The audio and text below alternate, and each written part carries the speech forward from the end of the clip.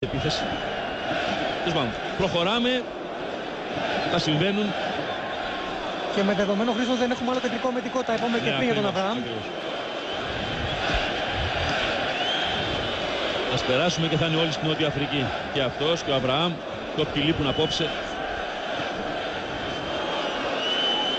Σαμαράς πολύ ωραία πήρε.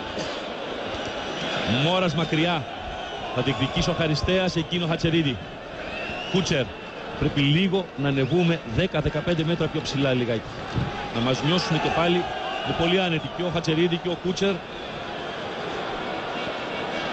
Μόρας. Κυριάκος.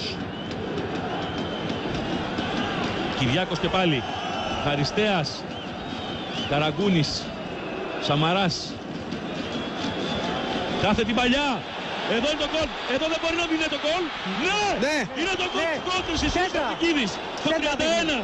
Στο 31. Ο Σαλπικίδης. Κολλήσαν οι Ουκρανοί. Νομίζω ότι είναι offside. Δεν είναι. Βγήκε με τα αριστερό. Τους τη χάρισε μια φορά νωρίτερα. Δεν το ξανακάνει.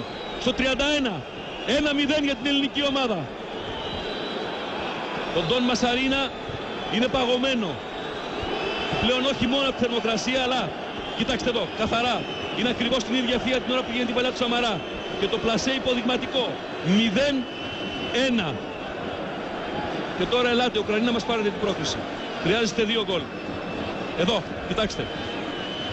Αλέξη. Λοιπόν, ήρεμα φωνάζουν τώρα όλοι από τον πάγκο, όλοι έχουν σηκωθεί. Ο Τροχάκελης στη γραμμή δίνει οδηγίες στους παίκτες. Να δούμε αν θα αλλάξει κάτι στη διάταξη, γιατί κάτι είπε στον Πλιάτσικα. Να δούμε πώς θα είναι η διάταξη της Εθνικής, αν αλλάξει κάτι. Για να πλέον οδηγίες για να κρατάει τη θέση του. Πάντως ο Τροχάκελ είναι όρθιος συνεχώς μπροστά από τον πάγκο. Ψυχραιμία θέλει το παιχνίδι. Δεν είναι καλύτερη από εμάς. Φάνηκε και το Σάββατο. 1-2 στελέχη καλύτερα από εμάς. Ίσως πιο διάσημα από εμάς έχουν. Αλλά δεν είναι καλύτερη ομάδα από εμάς.